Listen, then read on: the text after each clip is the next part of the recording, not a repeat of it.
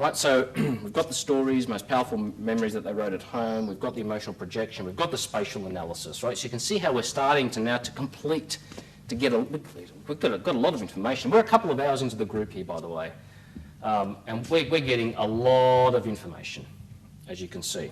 There's a lot of analysis to do, but it's rich, right? It's rich. You'll be very, very happy with the information that you get out of this process. Now, the other thing we'd like to do is what we call the morality. We want a morality tale about the brand or about the product, whatever the question, whatever the issue is, right?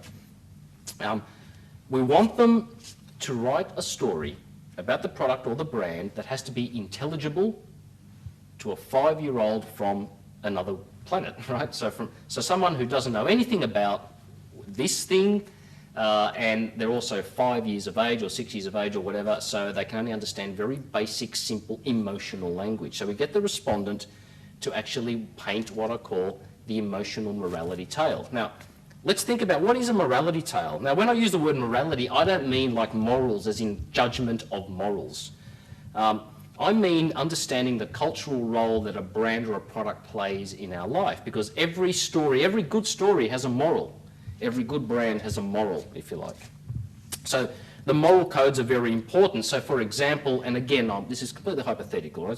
This is not because I've done any work on these, but things like Vegemite, right? Old brand like a Vegemite or a Bushells tea in Australia, or an Arnott's biscuits in Australia, right? These are not just brands that have existed for a long time. I mean, these actually have a moral tale. Okay, because they are an important part of the Australian culture. So we've got to understand basically what that moral tale is. Just think recently how the Deputy Prime Minister, Julia Gillard, well, now may have been late last year, she spoke about Vegemite. Right? She spoke, as a politician, she used the Vegemite brand in order to convey something about the morality of Australia.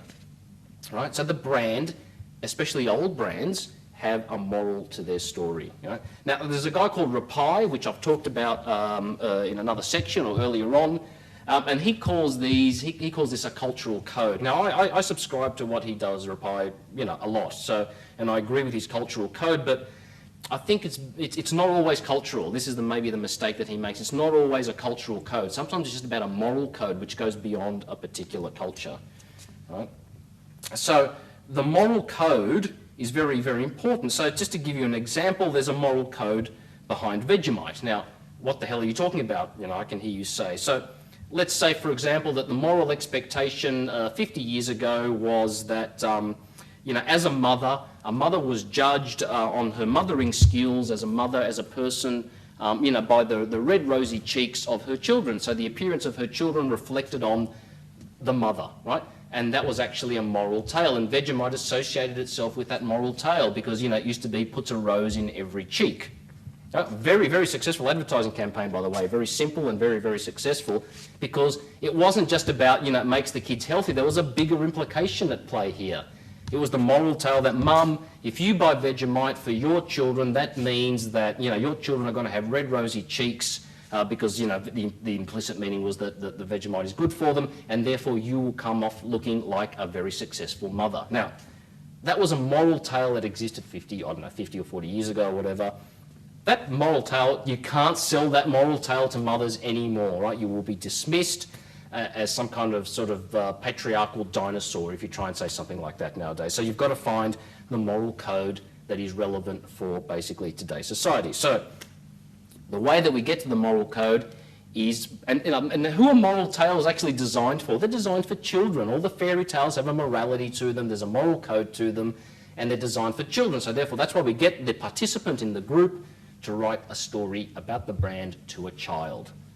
That's where the moral structure of the brand will come out, and it can yield some very, very important and surprising results.